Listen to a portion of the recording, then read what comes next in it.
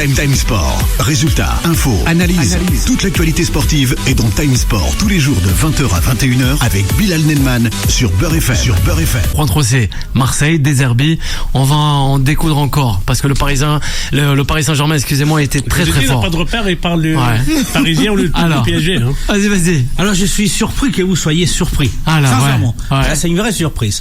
Pas plus tard que la semaine dernière, j'étais là, mercredi, on a parlé énormément de Marseille. On était tous d'accord qu'effectivement Marseille est dans une mauvaise passe, comme ces 3 dernières saisons où elle est une saison dont d'ici il y a des périodes où effectivement elle s'en sort pas.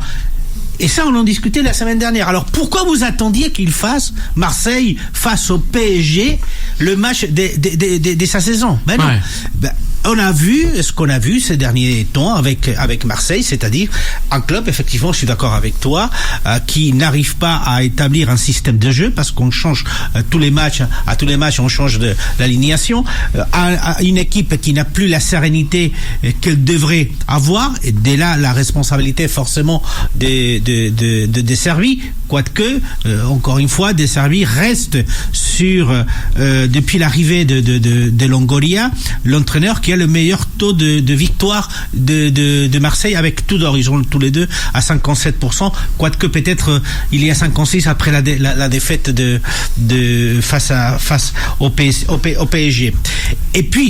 Et puis, de toute façon, c'est vrai que vous l'avez cité, mais on a eu quand même un grand PSG. On a eu un grand PSG. On a eu un PSG qui a mis un rythme intense tout au long du match. Vous avez parlé du contre-pressing très typique de notre ami Luis Enrique. Et puis, n'oublions pas non plus que ce PSG-là est quand même titillé par Lens.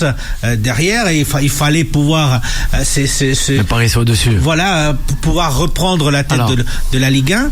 Et puis vous avez bien signalé que ce PSG là est une équipe européenne des Champions League qui se prépare effectivement pour le premier trimestre, qui est là où toutes les grandes équipes se préparent, et donc on voit cette montée en puissance du PSG. Mais ne vous étonnez pas du résultat des Marseille, bien sûr, parce que ce qui est étonnant, c'est que vous qui connaissez quand même le football, soyez étonnés de ce qui s'est passé dimanche. Et puis petite anecdote, écoutez, c'est je crois la 6e fois depuis le début de la saison au mois de juillet dernier que le PSG met 5 ou 6 buts. Donc c'est pas non plus. C'est quand même une équipe qui a une certaine, et j'ai pas compté ceux où il en a mis 4, il y en a quelques-uns aussi. Donc non, c'est pas du tout étonnant le résultat de ce match, en vue de la qualité des deux équipes et en vue du jeu qui a été proposé, notamment effectivement par Marseille. J'ai l'impression qu'on est parti comme ça sur plusieurs sujets. Tu sais que c'est Marseille, ça part dans tous les sens, c'est comme ça. De tranquillité. Alors, d'accord que ça fait mal cette défaite parce que c'était le PSG. L'ennemi juré. Encore une fois, parce qu'on a la mémoire courte, mercredi dernier, on était tous en train de critiquer Marseille avant le match face à Rennes, mais après Marseille arrive à se qualifier assez facilement. Et donc cette équipe n'a pas énormément changé. C'est vrai que cette défaite, c'est face au PSG, c'est vrai qu'il y a 5 buts, mais en fait, ils ne sont qu'à 3 points de Lyon. Ils ne sont qu'à une petite victoire de Lyon. Et là, l'importance des prochains matchs qui vont arriver, Lyon, les prochains matchs qui vont arriver face dans ce duel particulier avec Lyon, parce qu'à la fin du mois, il y a Marseille-Lyon qui devrait clarifier les choses. Là où Marseille ne peut pas se rater, parce que le fait de se rater à Paris, c'est 90% des équipes qui viennent ici se ratent. C'est comme ça. Donc il n'y a rien d'extraordinaire. Par contre, il ne doit pas se rater dans les 3 prochains matchs qui vont arriver, parce que il y a d'abord Strasbourg qui va visiter Marseille, le Vélodrome, et puis Marseille qui va aller visiter Brest, et puis il va recevoir Lyon. Et donc peut-être que dans ces 3 prochains matchs, on va vraiment voir ce que vaut Marseille. Et puis, il est logique qu'on s'enflamme avec Marseille en début de saison, parce que après tout ce qu'ils ont souffert l'année dernière, Ils ont réussi quand même à terminer les dauphins du PSG, à se qualifier au Champions League. Non, mais ce que je veux dire, c'est pour les supporters, c'est normal. Et que les clubs aient des ambitions, c'est normal. On ne peut pas avoir les mêmes ambitions que le PSG. C'est logique.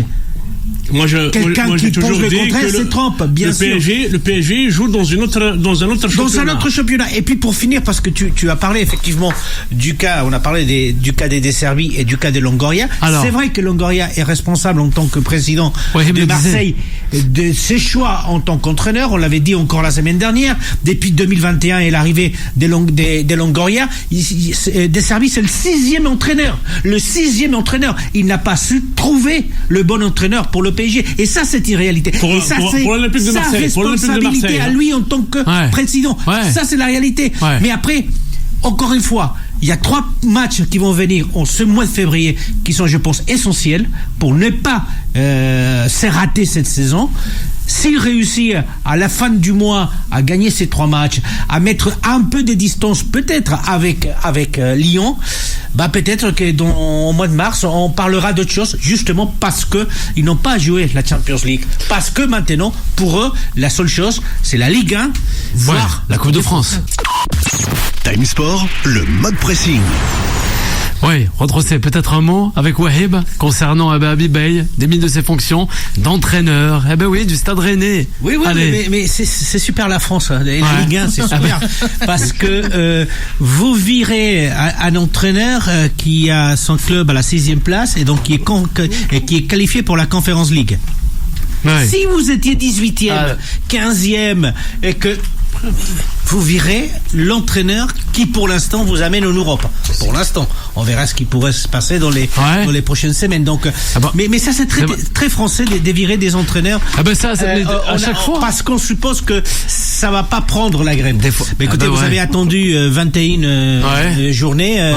Peut-être que attendre le mois de février pour voir. Mais là, on est pas dedans. Une très mauvaise idée. La rentrée, on est dedans. Il y a 3 matchs encore au mois de février. 3 matchs encore. Donc, c'est pas. Sincèrement, il y a des décisions qui parfois sont difficiles à comprendre parce que les résultats sont là. Et donc une équipe qui les résultats maintenant est vite. Je la prends pas. Mais vous êtes, tu connais bien aussi la Liga. Vous êtes qualifié pour l'Europe, pour la Conference League. Donc si vous voulez, vous misez sur le fait de trouver un entraîneur, mais encore une fois, vous allez trouver qui dans le marché? Un autre entraîneur qui a été viré ailleurs ou qui n'a pas été pris cette saison et que vous allez le repêcher? Moi j'ai des doutes.